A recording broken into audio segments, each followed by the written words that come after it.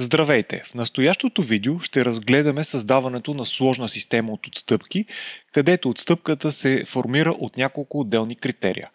За целта в MicroInvest Squad Pro отваряме меню редакция администриране ценови правила и дефинираме ново правило. Първото нещо, което ще дефинираме на правилото е, че това правило ще важи само за един от нашите магазини.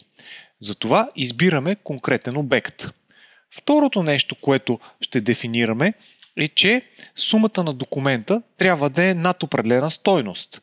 Например, документът трябва да съдържа минимум 20 лева стоки, които клиентът е купил от нас. Трети фактор, който ще зададем е, че количеството на определена стока от операцията трябва да също да надмине стойност предварително зададена. Например, повече от 5 броя. И последния фактор, който ще зададем, са дните от седмицата.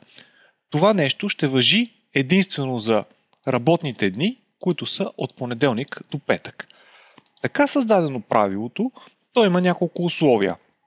Приложи това правило, ако обектът е определеният от нас, сумата е повече от 20 лева, количеството на стоката операция е повече от 5 и дните от седмицата са конкретно работните дни.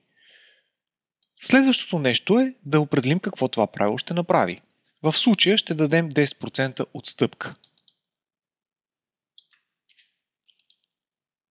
Ще отидем напред и съответно може да зададем някакви изключения. Изключения в случая няма да има.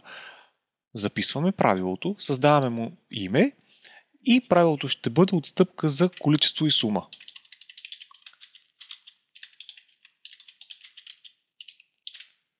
Чрез технологията, която ви показах, вие може да правите сложна комбинация между различни параметри. Оборот, група стоки, партньори, един или няколко, съответно дни от седмицата, дата, часове и всички тези параметри да управляват по какъв начин вие ще давате отстъпка.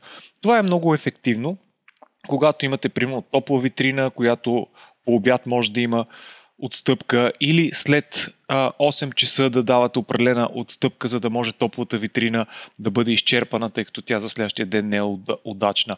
Може да балансирате, например, часовете, които са ви най-слаби, в тях да давате допълнителна отстъпка, за да привличате хора и други такива параметри. Следете нашите филми. Благодаря ви, че гледахте този филм. Абонирайте се за нашия YouTube канал. Добавете ни в нашата Facebook група и ви очакваме с следващото видео.